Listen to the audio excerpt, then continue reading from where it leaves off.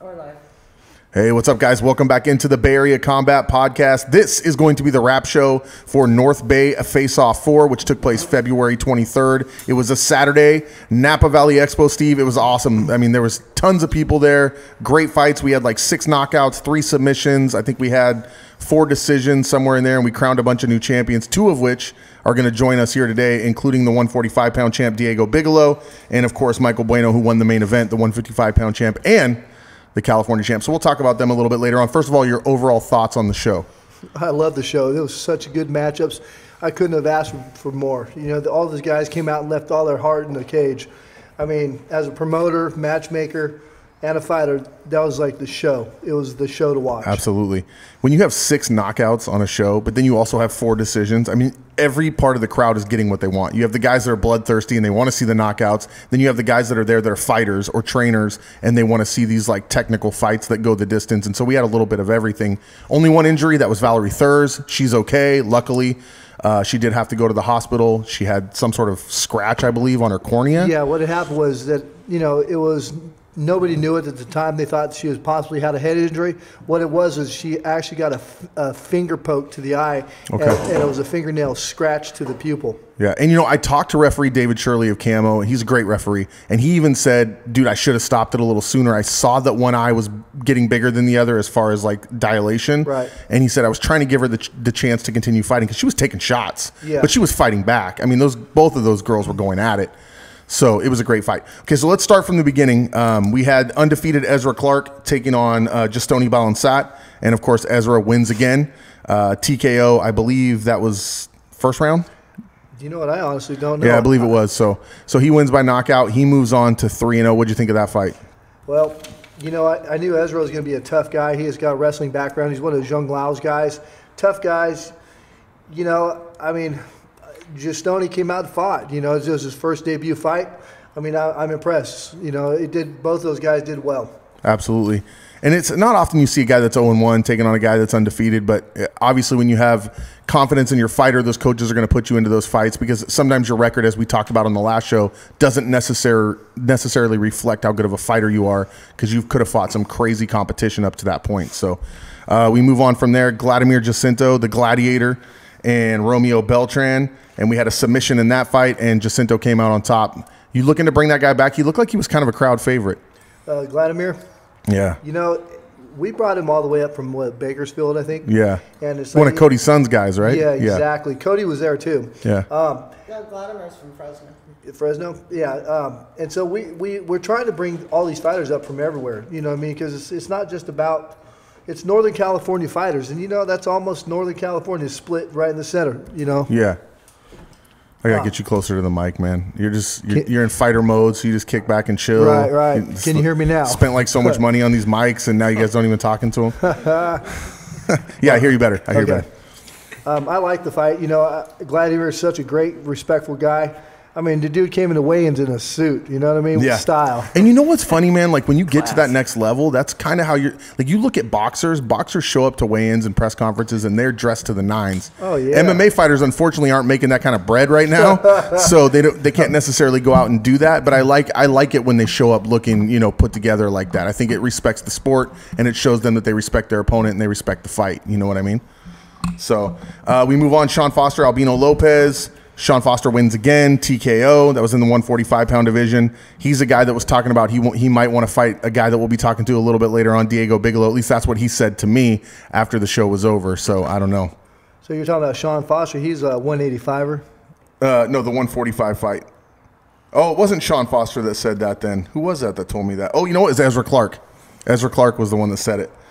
Yeah, Sean Foster, the 185. So he won the middleweight fight. Alexander Griffin, Max Griffin's brother. Yeah. Mara Nobles. Tough guy. Mara Nobles went almost undefeated. Yeah. There's a guy here that spoiled the party for Mara Nobles. He's going to be sitting across the table from another Mara Nobles fighter. But obviously, Julius Wright came in and showed up again and just ran into a buzzsaw and Michael Bueno. And that was a close fight, split decision. Both our main events were split decisions. But Mara Nobles fighters always show up to Bay Area Combat and they always put on a show. I like, you know, I like watching a good fight. You know, I mean, a fist fight, good old slobber knock. Get out there and fight. And wherever it ends up on the ground, get back up, punch it out. Right. It's an enjoyable fight. I said at the show, my first tournament that I ever fought in was Jackson. It was like 1998, and Dave Marinoble was in the same tournament as me. We were fighting 155 back then. IFC back in the day, 165, right? I think. Yeah, IFC, exactly. Paul Smith. Paul Smith, yeah. And so it's funny because Dave comes into the locker room where we're all at. We're all fighting each other. It's like an 8-man tournament, and he's reading Bible passages to us, and making sure our families are okay. And then he goes in and kicks the shit out of everybody in the tournament. So it was like a dichotomy. It was kind of funny. But I love Dave Marinoble. I love what he's done with the Marinobles camp. Max Griffin, all those guys coming out of there. Diego Bigelow. I mean, it's just a great camp. It really, really, really is. So Alexander Griffin, TKO, also the 185-pound division. Yes, his brother Max Griffin, the UFC fighter, was in his corner. Super proud of him. Yep. He said, I saw Max had a quote that he said he didn't think that Alexander had enough hate for his opponents in his first couple fights. And this time, he came out ready to hurt somebody, and that's what he thought the difference was. You know, I'm not really surprised. Alex is a quiet guy. When you have a conversation with him, it's like, you have to drag the conversation out of him a little bit. It's like, those kind of guys are kind of dangerous. It's like co-hosting the show with you. Oh, yeah. Can't get you to fucking say anything. I know, except for cuss words and stuff, right? So Alexander Griffin wins. Then we move on to Vincent Gomez and Christopher Fernandez. I'm pretty sure this is the fight that I wanted to have submission of the night.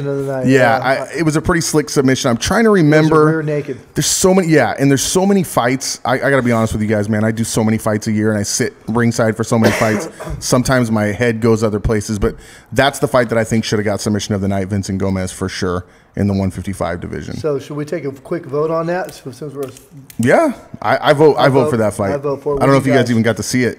I wasn't paying attention. Yeah, so when we say it goes to Vincent Gomez. I think so too. Jacob McCart, Hat Coling. Now, Hat Coling showed up. He felt the stoppage was early. He didn't think it should have been stopped. I personally like Hat Coling. I thought he was getting his ass kicked. I mean, that's just my opinion. Well, I know he could take more of a beating. Absolutely, that guy's got a jaw. And he can fight. And he may have come back and won that fight, but it's amateurs. Yeah. They're going to stop it earlier.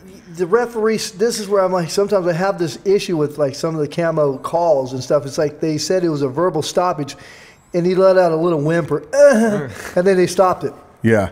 But here's my issue, and this is something that you and I both know, Steve. You cannot turn your back on your opponent and run from him. If you do that one or too many times, they are going to stop the fight because you're no longer defending yourself. And I saw Hack turn and sort of walk away from him at least 3 times, and I kind of felt they were going to stop it for that. And then the whimper, I wouldn't say he whimpered. Hack's not exactly a whimpering guy, no, but he did make sort of a weird noise like he was hurt. Yeah. And I felt the stoppage was all right.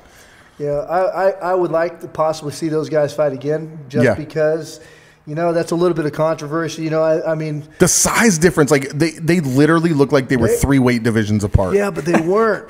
It was crazy. They were really close to weight. They're banging them too. Yeah. I seen that one. Yeah.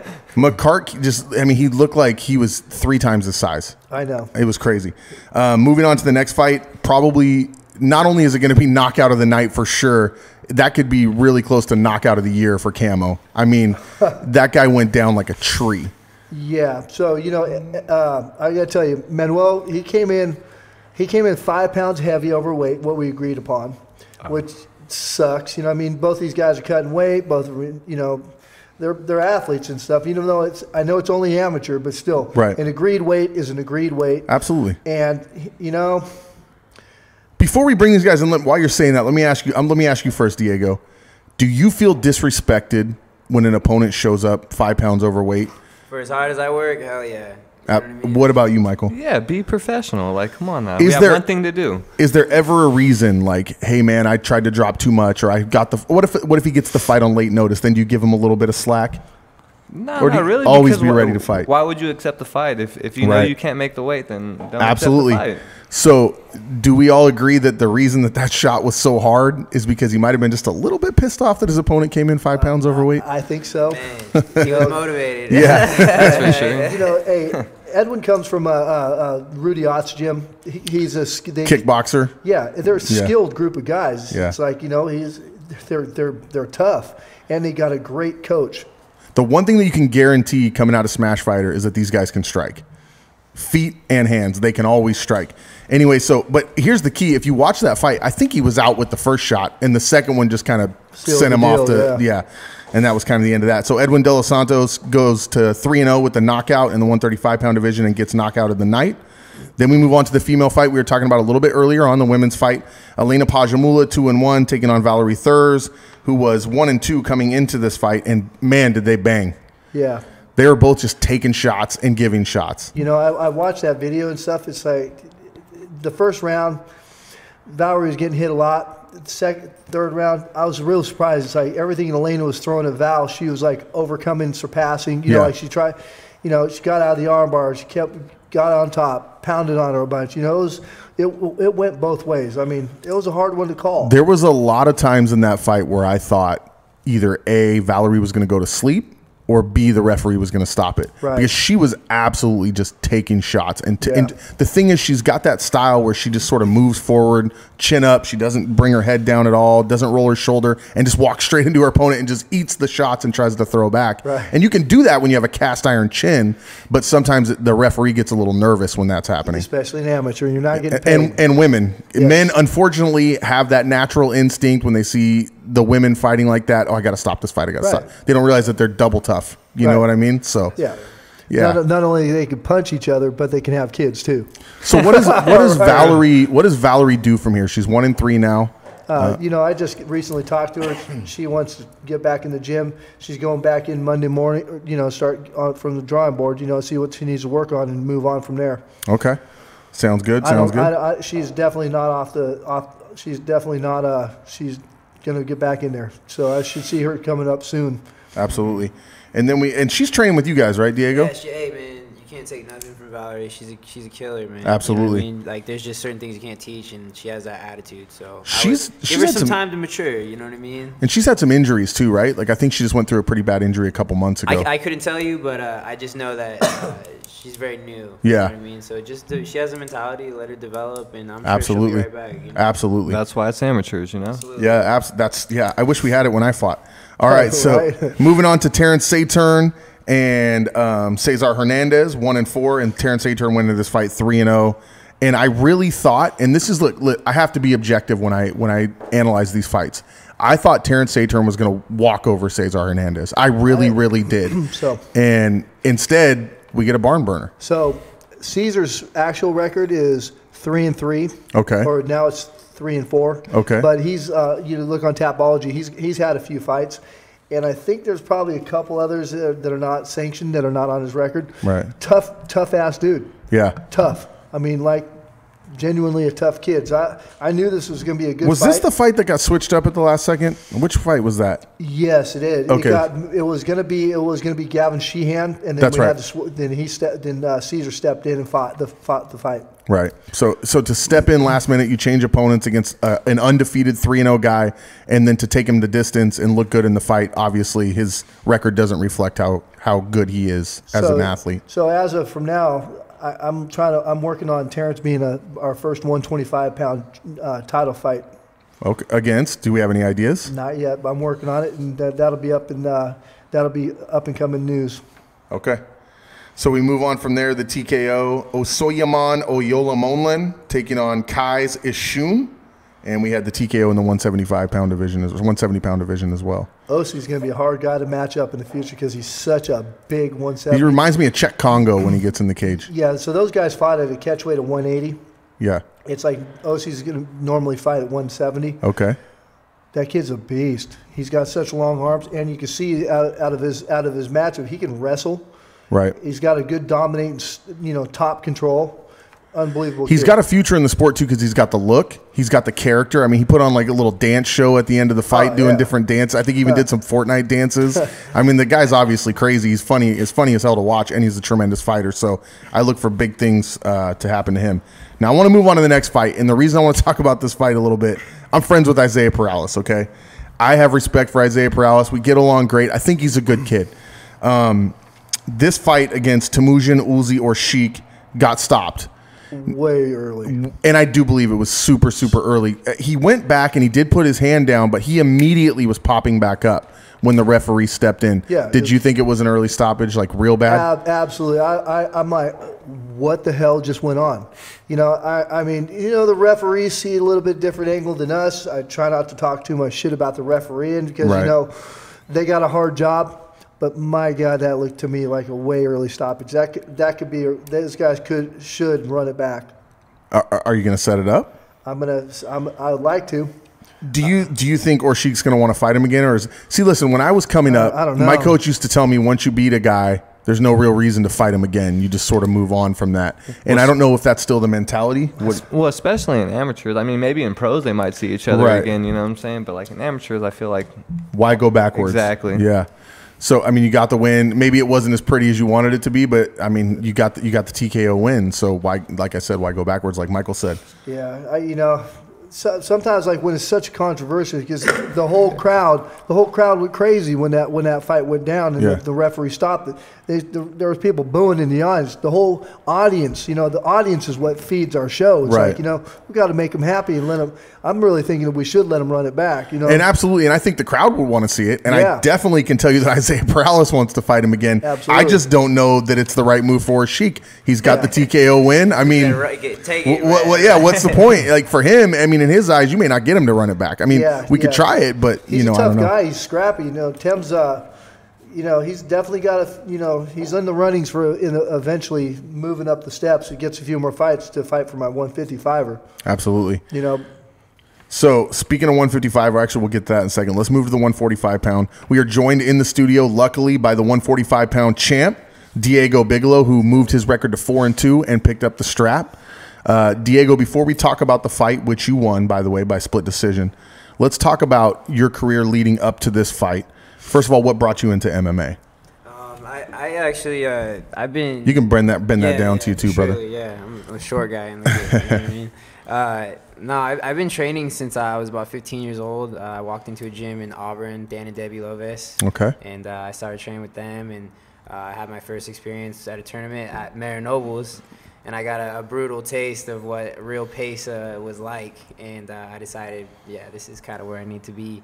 And ended up kicking off a relationship with Dave Marinoble, and I've been there ever since. So. Was that your first foray into martial arts, or were you a martial artist leading up to that, or a wrestler? No, I wasn't a wrestler. I didn't come from any prestigious martial arts background. Wow. And I just kind of felt like it was something I wanted to try out and do, and I was immediately very, very passionate. And it took a long time to get my debut. I just had my debut March of this month last year. And, wow, so you've been super busy. 6 fights in a year. Yeah, wow. That's what it is. Like it's like shocking to hear, but this has been in the works for many years. So, like I said, I'm here, and I'm ready to get it going. So when it came back, I was like, it was all or nothing. You know what I mean? So that's what it's been. And like we talked about earlier, you're fighting out of a tremendous gym.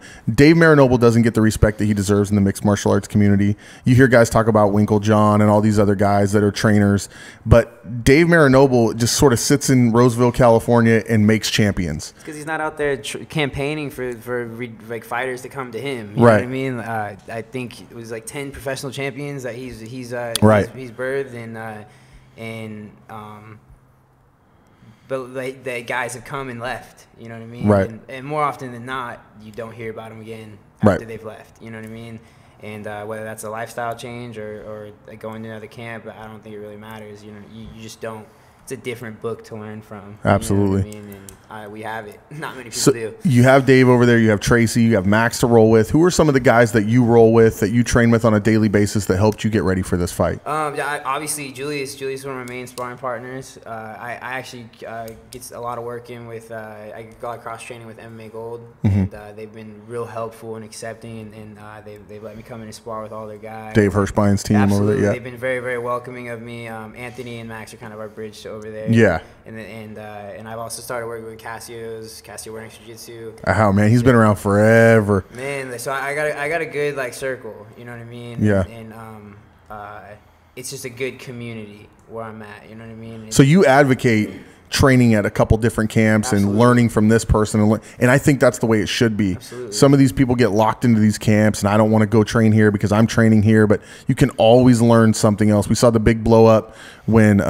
Uriah and TJ went to train with Ludwig, and it was like this big huge issue. But in my opinion, There's nothing wrong with going in cross training. That's where the growth is found. You know Absolutely. what I mean? And my coach encourages it. Dave Marinoble, a world class. I mean, people say he's a world class striking coach. No, Dave Marinoble is a complete martial artist. Right. You know what I mean? He can. I didn't need to go to Casio's necessarily. But when you're a kung fu god, people say that about you. They're like, oh, he's a kung fu master. You know what I mean? For sure, like, he is. But like you say, I didn't need to go anywhere else. But but he encouraged it.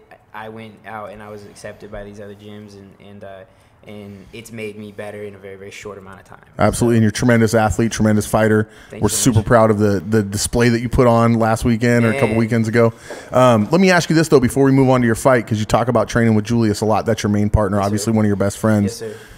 Does it affect you more to see him lose a big fight than it does when you lose a fight? Oh, for surely. Yeah, man. It sucks. You know, I've been choked out on stage. I've been out wrestled for 3 rounds, and I never felt as bad about my own losses than I did seeing him lose. Because you know, he's like all these guys. Anybody who does this, they give everything. Absolutely. You know what I mean? They working full time. They got kids. They're doing this, doing that. We're putting in blood rounds. You know what I mean? Like how many times we hurt each other in the gym or go into other gyms, get hurt by them. You know what I mean? Like we're giving all of it to this. So it's definitely for surely disappointing and upsetting to see him not attain his goal, but it nonetheless, I still have immense confidence in him. And he'll be back. 100% be back. You know what I mean? Yeah. So, and he's coming off 2 huge it's not fights. like he lost to a slouch.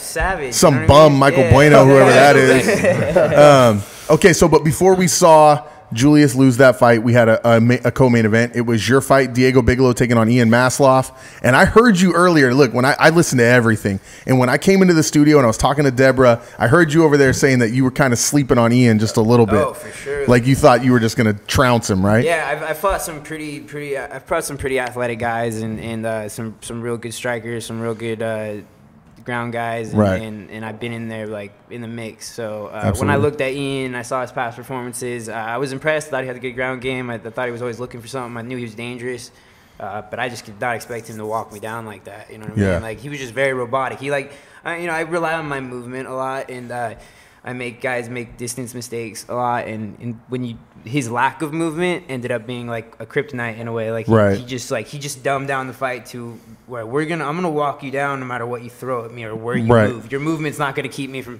hitting you, and that's what he did. And then I was like kicking me in the head and stuff. Like where did that come from? You know what I mean? It wasn't like a disrespectful sleeping. I just truly believed that my skill set was far your beyond style was also gonna trump his style. Yeah, absolutely. But from 0 to 10, you know what I mean? I that's really where my mind. How much did it throw you off when he just walked you down? Oh man, when I was getting held up against the cage like that, it was like shocking how strong he was. I was gonna say he looked like he was stronger than you thought he was gonna be. You can see it on my face in the fight. Like what? I totally reevaluated my welcome position. to Bay Area Combat. Man, Steve out here trying to kill me, man.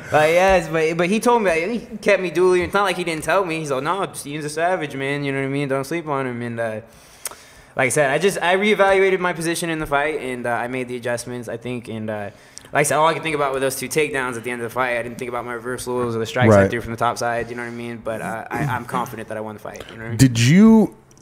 Did you make those adjustments on the fly, or did you talk about them in the corner with your coach? It was my coaches. They're on me. They're like, like Tracy, Dave Marinoble was my head coach. Right. Tracy is a tactician. You know, he's a tactician. Tracy's my boy, man. Yeah, you know Tracy, man. He's crazy. He can put, but he's very good at breaking down my opponents, and we had a very good game plan going in. I didn't execute very well. Like I said, but that also had a lot to do with the way he fought. Yeah. Exactly. And but in midway, he's like, dude, you need to get busy. It doesn't matter that he's walking you down. You need to get busy. You know what I mean? You can't be sitting here standing in front of him, looking at him. We're having a staring contest for the first 3 minutes of the fight. Right. You know what I mean? And Shamrock 7. Yeah, come on, throw some punches. You know what I mean? So yeah, it definitely did take some get off the cage. Right. Double step out. You know what I mean? Get those underhooks. You know what I mean? And it was a after I got in the cage thing though. You feel you won the fight? For surely. Absolutely. Yeah. For sure. I was the better fighter. You know what I mean? When you talk about earlier on when you guys were having the staring contest for 3 minutes, does it affect you when the crowd boos a little bit because there's no action? Does that get into your head? Do you even hear it? A little bit, but no.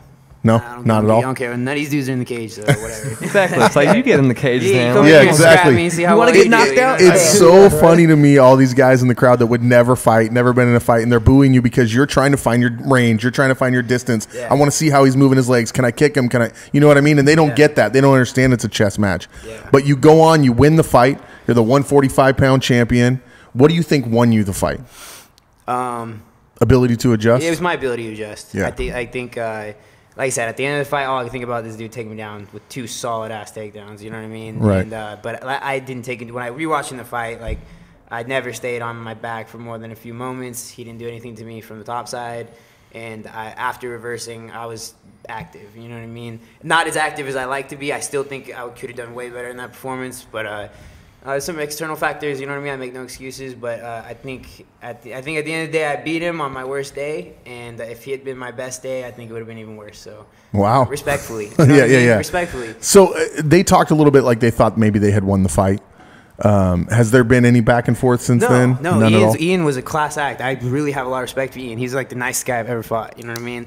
And I've been cool with everybody that I've ever fought. You And know he's what a I mean? smash fighter, gym fighter. Yeah, I mean, Rudy Ott fighter. Great. Yeah. Everybody was cool, you know, and he told me that, like, he was like, oh, you're a stud, you know what I mean, blah, blah, blah, enjoy it. It was very close, you know what I mean? But if you look at from the perspective of a fight, like, Right. you can't lay on me and say you won the fight. You know, from what I hear, didn't Marinobles fight Rudy Ott? Yeah, years ago? Yeah. 1 for 1. Yeah. 1 for 1 was what I heard. Yeah, 1-1, yeah. Okay, so I think I know the answer to this because we spoke about it a little bit earlier on. But what if Ian comes to you and says, "Hey, I want another shot"? You know, I'll be real with you. From an amateur perspective, you know what I mean? I have plans to go far beyond the amateur Absolutely. circuit, but I fought somebody twice. I've made my point with what can happen when Right. I lose. I got choked out by Samuel James. I came back and TKO'd him. Right. So, like I said, and I dominated that fight before I even lost it. You know what I mean? So I think a lot of people slept on my ground game before this fight.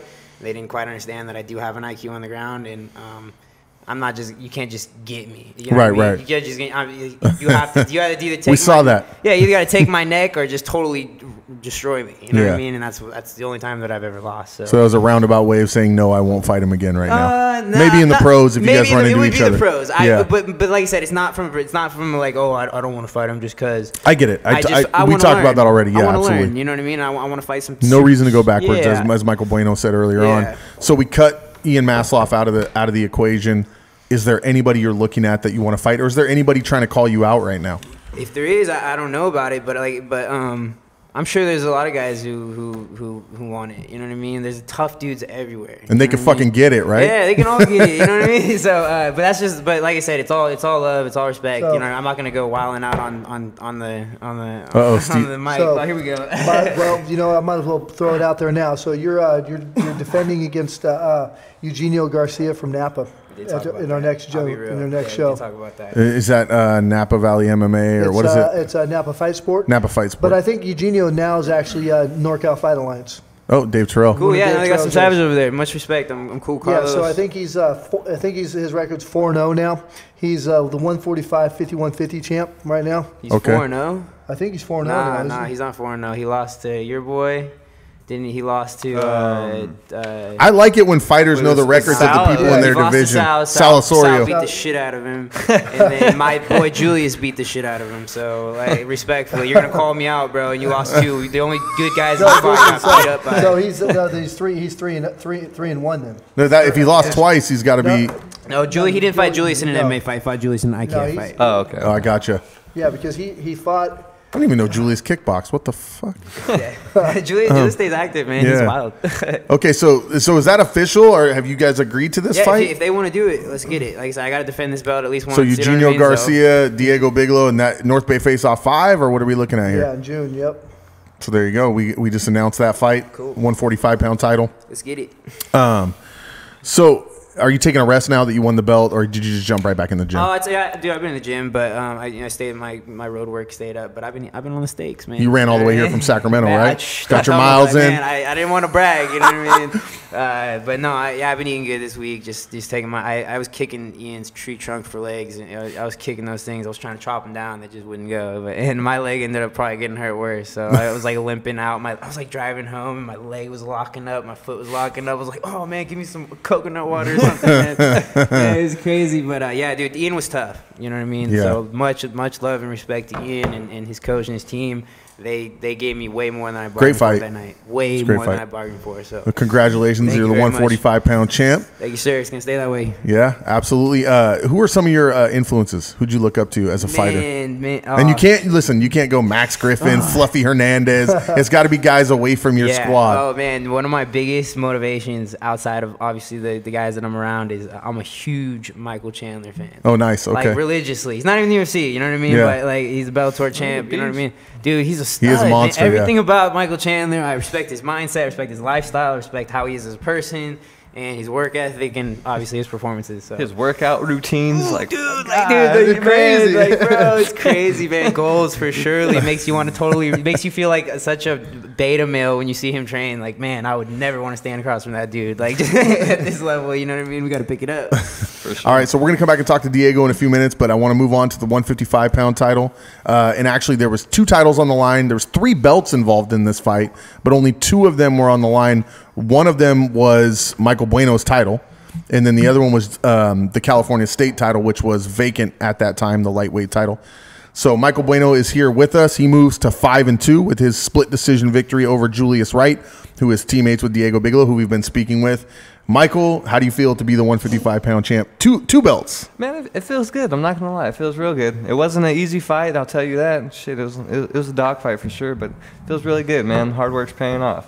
Listen, I didn't take anything away from you on the last show. They asked me who I thought was going to win the fight. I said Julius Wright, and I think you probably heard that because when I saw you at the show, you were sort of a dick to me, and I was sort of like, this dude doesn't want to talk to me because I talk shit on the podcast. But no, and I did say it could go either way because I think you're both monsters.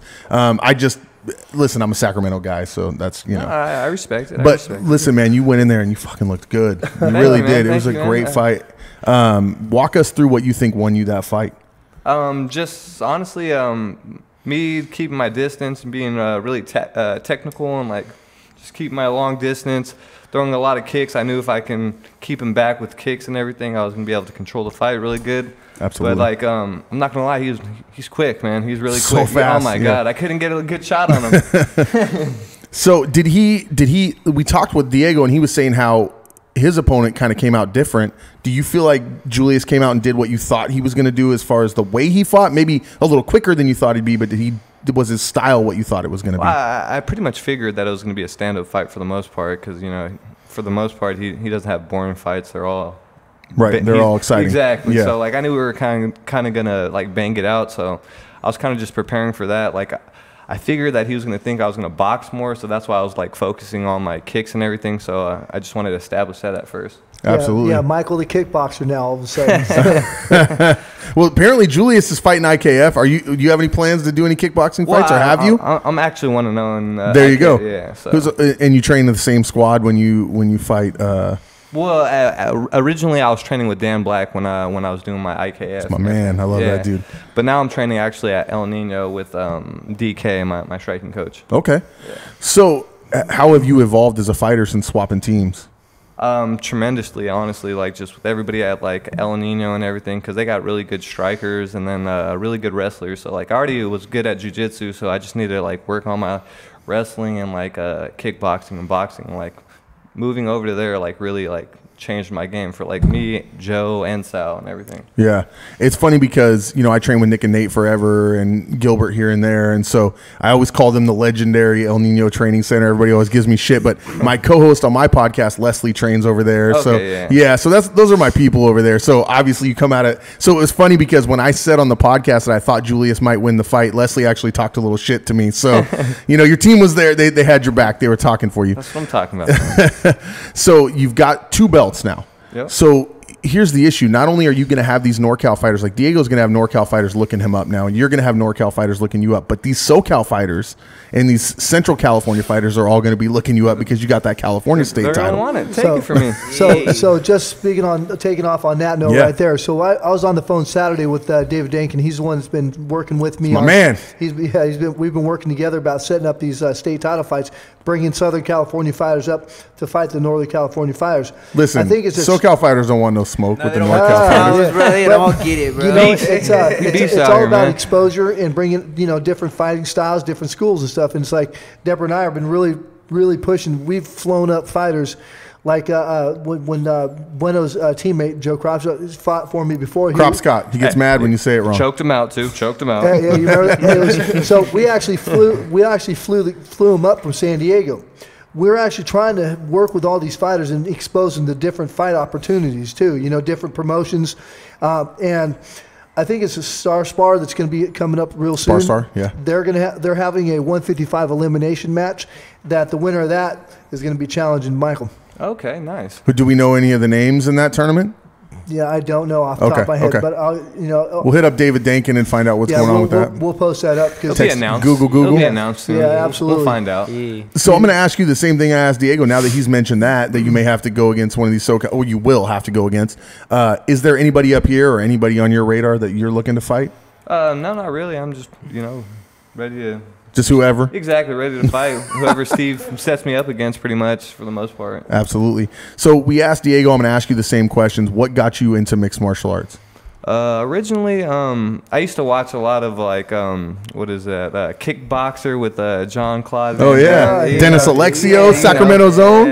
So, I got into that a lot, watching Rocky and everything. So, honestly, that influenced me a lot. And then my cousin Johnny, he actually introduced me to UFC, so I started watching that with him. And then I walked into Team Santos, started doing jiu-jitsu, told John I wanted to start fighting, and then he set me up with the right people and everything. So you've been with Team Santos since the very beginning of your career? Pretty much, yeah. I've been with them since I was 20 years old, so I'm going on a year maybe? No, going on 8 years with them. Nice. Yeah. It's not, and we talked about Diego switching teams a little bit here and there, and you switched from Dan Black from kickboxing, but not as far as MMA goes. You kind of stuck with the same teams, other than also training with them. Yeah, and I still talk to Dan and everything. We're all cool and everything, so we can cross train and everything. So who were some of your influences then? Oh, well, obviously Michael Chandler. I follow him. He's just a beast. It's a Chandler love fest at Bay Area Combat. He's a beast, man. You have to watch his work ethic. And GSP, obviously, he's just a stud. Great wrestler, just great striker too. And Nick and Nate, Yeah, that's the homies. So let me ask you a question. And I can't forget the homie Gilbert Melendez. Gil. Striking it out with Diego Sanchez, that little battle in the middle of the ring that one time. Classic. Yeah. Speaking of Diego Sanchez, did you see him mop up Mickey Gall the other night, dude? That was supposed to happen, though. You know what I mean, Mickey Gall, listen. Okay, you know what? That's a good fucking question for both you guys. How pissed off were you guys to see Mickey Gall, who had only fought one time in his life? Actually, I don't think he'd fought at all. Just walk right into the UFC. That's crazy. I mean... Does he have a lot of fight fans or what? No, they needed somebody that they thought CM Punk could beat. But you can't. But there was nobody that CM Punk could beat. Whatever, you can't hate on him, Yeah, money. He's doing his thing, cool. Yeah. But from a personal perspective, but as far as looking at the whole sport, that takes away from real ones. Yeah, absolutely. You know what I mean? But I'm not a hater. And then he gets a fight against Diego Sanchez and just absolutely gets humiliated on pay-per-view. So OG had to show him what's up, man. So let me ask you guys this: you just mentioned GSP. Some people don't, though. After seeing Tyrone Woodley's performance, is GSP the best welterweight in the world right now? Still? Oh, I think so. Yeah. What do you think, Diego? Oh, he could fight anybody in the top 10. How old does he have to get before he loses? Oh, I don't know. Well, he's retired now, isn't he? Yeah, but everybody's still calling him the GOAT now after what happened the other night.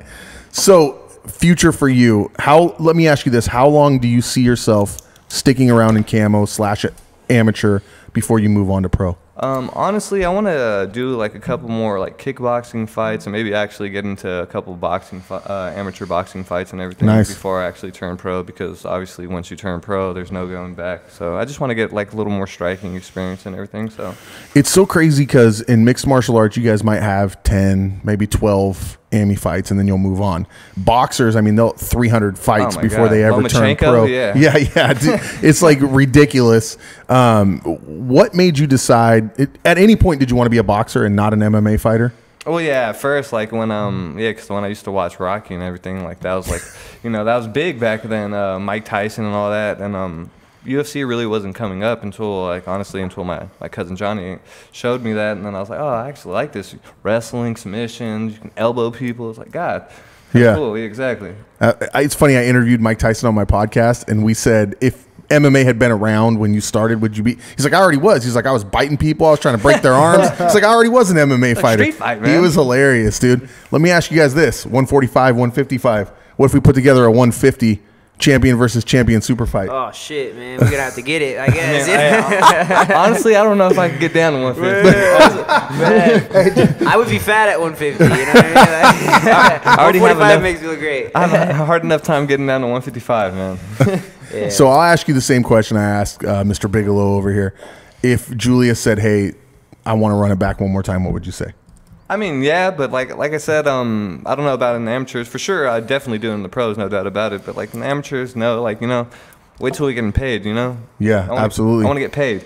You hear that, Steve Barnett? They want to get paid. I hear that too. Hey, you know if it's going to be a battle, I want to get paid, especially if I already know it's going to be like I already went to a battle with you once. So like if we're going to go to a battle again, I kind of want to get money. Well, Diego said that he feels like on his that if he was on his best day and he was in his best form, that the fight with Ian might not have been as close. Do you feel the same way with Julius? Do you feel like, did Julius get the best Michael Bueno on February 23rd? I believe so. I mean, honestly, I already knew it was just going to be a quick fight. I mean, honestly, if I didn't catch him with like a shot or anything, I just knew it was going to be like a long, tough fight. Some real shit right there. Absolutely. Answer, man. Absolutely. So go ahead. So check this out. Something I don't broadcast who's coming, who's my special guest and stuff, but I'll tell you right now. I had a guest in the audience that was like from one of the second biggest organizations in the whole United States right now. So you guys are already making notice. People are checking you guys out already. I'm glad to hear that. Yeah. I just want to represent like my corner, my Sacramento, and myself like the best. So you know what I mean. If I can convince people that I'm for real, then that's what I'm trying to do. So thank you, Steve. Yep, absolutely. What do you guys think of? I mean, listen, this is a Bay Area Combat podcast, so I got to ask you this question. You guys have fought for other organizations. What is it? Do you guys like fighting for Bay Area Combat? I mean, obviously you're going to have to say yes, but it's truly like give us an honest answer because we really want to know the truth. Like, how does it compare to fighting for other organizations? Well, honestly, that's why I keep fighting for Steve. Everything's really professional. He has everything like pretty much on time for the most part. Like the setup and everything is really cool. Like the lighting, you can tell that he actually puts effort into making like ring the announcer's show. Fucking amazing. Exactly. Yeah. You just tell he puts effort into like making like the show legit. Like because you go to other shows and you're like fighting and like. Gymnasiums. Exact gymnasiums with the lights 50 on. people. There's like a hole in the wall. Exactly. Yeah. Fights breaking out in the audience. And there's always, it seems like Napa draws people. Like there's always a ton of people at these fights. Dude, it's all about pinkies up, nose in the air, drink that wine. All my fans love coming out there. I mean, I sold over I think 65 tickets last show. Yeah, so like, where's your fan base from?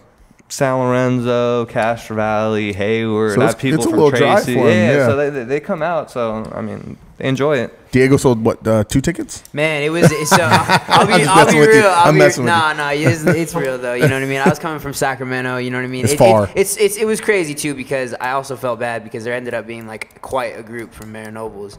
But it's hard for you, man, because you got 3 or 4 Mara Nobles fighters on this card, and you guys are all kind of trying to sell to the same fan base. And none of us wanted to like step on the other fight. You know what I mean. Like even me and Julius were selling tickets. Like we actually like split. Like that's so smart. Like, we were like, hey, bro, I got 2 over here, bro. You can grab the other 2. You know what I mean? And but it was not my best night. But like I said, people are gonna start. It will be now. It will, man. People. You come home with that gold, and all of a sudden, people want to buy tickets. Yeah, but no, like I said, that Panda Cup that I'm the champion at too. They run an awesome show. Bubba does an amazing job. Absolutely. So if I'm talking about in comparison to some of the other organizations I fought at, one specifically, it's night and day. Both these organizations. You know what I mean? I agree with you. You know, it's something I really got. Hats off to Bubba and Anthony Bivens and stuff. Is that. We're not competing against each other. You're helping each other. It's clear. It's clear that that's the goal. And and the thing is like, I hope that we start a trend with this instead of competing against each other, helping each other out. Yeah, you're promoting like the fight shows. Yeah, each other's fight shows for the most part. There's a lot big piece of the pie. All of us can get a chunk of as far as like the promotions, the making ticket sales, the fighters, and when these guys are trying to get each other's throats and try to screw each other over, it's not good for the fighters. First most. Yeah, it's not good for the promotions and so. Or the fans, man. Yeah, people like watching fights, man. Yeah, absolutely. So let me ask you this: if you weren't a fighter, what would Michael Bueno be doing with his life right now? Pretty much the same stuff I'm doing right now. Just man. beating people up in the streets? Yeah, I mean, no, man. I work 40 hours a week. I do HVAC. I'm in local 467, so like I do that, and then I'm going to school too because I'm an apprentice still, and then I'm training at the same time. I hate you, dude. You're just like too much motivation now. That's crazy, man. On the grind constantly. Did you walk into work on Monday morning with your belts on? No, honestly, honestly, on Sunday, the champ is here. I had to tell my boss, like, man, hey, my leg's messed up. I barely can walk, man. Throwing those kicks, I was just throwing them in there on Julius. I didn't care if he checked them. Yeah. I have to win this fight, so I was just throwing them. Looking in like there. Anderson Silva, leg just hanging. My thing was just swollen, so I told him how to take it off, and then I came in on Tuesday, and obviously, I bring the belts in. Yeah, that's what I'm talking about. What about you, man? What would you be doing if you weren't a fighter right now, Diego? Well, I'm a full-time fighter now. Thankful to my very close supporters, family and friends, and like I said, people who have allowed me to give everything to the sport right now. But yeah, in all honesty, because of the stability and what the sport's done for me personally, I'd probably be an erratic mess without the sport. You know? and I have been. You know what I mean? I left the gym and did the 50-hour weeks, 40-hour weeks, and it broke me. You know what I mean? I just didn't have the character to try to train and work. You know what I mean? I don't, like I said, I respect the shit out of you for being able to do that. It sucks, man. It's hard, man. You know what I mean? But I knew that personally, because of how I am, my attention can go into one thing. You know what I mean? So I knew that if I was gonna start a campaign in mixed martial arts, it would have to be by my lonely, doing it 100%. You know what I mean? So I train 6 days a week, spend one whole day with my son, and get back to it the next day. Well, so. Shit, you're a father, man. See, that's you know hard. I mean? I'm not a father, man. You know how hard that. I already know how hard. Not yet, but you got 2 belts now. You're gonna have all kinds of kids. It's gonna be a few months, right? Yeah, you could get caught slipping one of these days. My girl don't want no kids yet, man. Oh, is that your girl over there? That's your girl over there. Okay. Yeah. I thought I just got you in trouble. I get hit with a high heel in the back of my head or something. But no, that's what it is, though. You know. But I have to like, you know, just being a father in general, like, you know, I'm in constant question of if I'm doing the right thing. You know what I mean? Like I'm taking like, you know, comfort from my family not being the sole provider. You know what I mean? It's not a game for me. You know what I mean? People don't understand, like, my family is suffering. You know what I mean? Like we're in a bad place leading up to this fight. Like I said, I'm not gonna get into it and cry about it all day, but we're in a bad place, man. Financially, medically, all that type of stuff. You know, this shit adds up. It takes a toll on your life, and if you're not fully invested, you just might well pull out of fights. You know, does that affect your mindset when people ask you about turning pro? Do you think I need to turn pro quicker? Oh, I've been sitting in my room, and I'll like just have a breakdown and like throw something, be like, I need to turn pro now. You know what I mean? Like, but I know I have the right people in my life and coaches that will tell me when it's the proper time. Yeah, because if you go too soon, then the money that you would be making might be left on the table because you're not ready for those fights. Yeah, and I'm going to put it out there right now. I have a very clear goal for where I want this to go. I want to get signed by a really big organization from the jump. Right. You know what I mean? From the jump. I'm talking Bellator. I respect that, man. You know what I mean? Yeah. One FC. You know what I mean? I'll be real. The UFC is really the last thing on my mind. You know what I mean? Like that's cool. But it just seems so distant that I don't even like. You're giving yourself a more attainable goal in your eyes. Yes, you know what I mean? And I feel like with my skill set and what I'm able to bring to the table and how I'm developing, I'm continually. I really believe that was my worst night. You know what I mean? And that last Saturday, so I will get the attention of these big organizations, and I think it'd be good for them to sign me early. You know what I mean? Right. So I just got to keep performing, keep showing up, keep taking tough fights. Well, I can tell you this, man. Listen, on behalf of Bay Area Combat, and obviously me as a fight fan, because I like watching you fight. I love fights, man. That's why I fought forever, and then I became a ring announcer because I want to sit cage side for watching you guys, the younger guys coming up that are hungry. Man. It's free, right? And and I get to see these guys. You guys are fighting because you want to fucking fight. Yeah. You know what I mean? So I love watching it. But I got to tell you, man, we're all pulling for you, bro, and I appreciate you being open and honest like that. Thanks and so I know that the fight community is tight knit, and I mean, I'm sure if you just ask, man, people are going to help you, bro. And you've shown your willingness to work hard to try to get to where you want to be. So I'm proud of you, man. And I know everyone else is too. It means the world, bro. It really does. Yeah, you're a beast, bro. I watched your fight, man. I watched it. I appreciate it, man. We trying to get it, bro. You know what I mean? But that's great, man. it's sad to hear that. You know what I mean? Yeah. But I'm glad that you're strong enough that you're getting through it and that you're working on it. And the people around me are strong enough to get through it. You know what I Yeah. mean? Because that's really the secret to me showing up is the people around me being willing and believing in me. The supporters, man. The supporters. Dude, that's what I'm talking about. Really, just Without the supporters, man, we couldn't. What is this? Exactly. We What couldn't do is it. this? We couldn't do Absolutely. it. You know what I love about this right now? You fought one of his close friends and teammates. You beat him for the belt, and you guys. I walked in here, and you guys were over there like old friends. You know what I mean? Talking. You know, sharing secrets, sharing stuff that in your lives, and it's cool, man, because you guys, it's not about what team you're on, it's about the fact that you're both fighters, you're both shooting for the same goal, and you respect each other for it. Sir. All respect, man. That's all love, respect. always. Absolutely. So, same question for you, I guess. Actually, I have another question for you. I want to ask you this question. If you could train with one person for the rest of your career that you thought, they said you can only train with one person, what person is going to get you to where you want to be? Honestly, man, I just keep training with my boy Joe, man. Me and my boy Joe, man. Well, to the soil, man. You know, like, I don't know, me and Joe started off with each other and everything, like just banging it out in the back with just me and him and at Team Santos. We had nothing really. We made the best of it, man. So Yeah. Man, I can't believe that you go to school, work a full-time job, and train and win belts.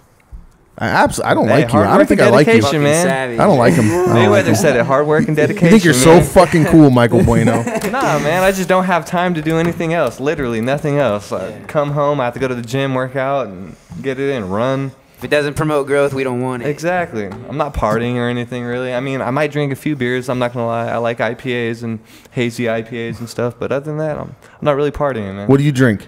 I smoke a shit ton of weed. That's about it. Come on, everybody does. Sacramento fighters, But though. That's it, though. You know, I don't. Recovery, it's man, Well, yeah, recovery. That's it, you know what I mean? But like I say, it's not that I don't drink. It's just that every time I do, How much- I always fuck up. How much more weed do the NorCal fighters go through than the SoCal fighters? Hey, this is NorCal. It's got to be pounds, dude. Just pounds. I mean, honestly, I was smoking on the way up here. I don't know. Yeah. You know, like. I was worried I was gonna get anxiety before. You know what I mean? I was like overthinking my answers and shit. Like, keep it cool, bro. You know.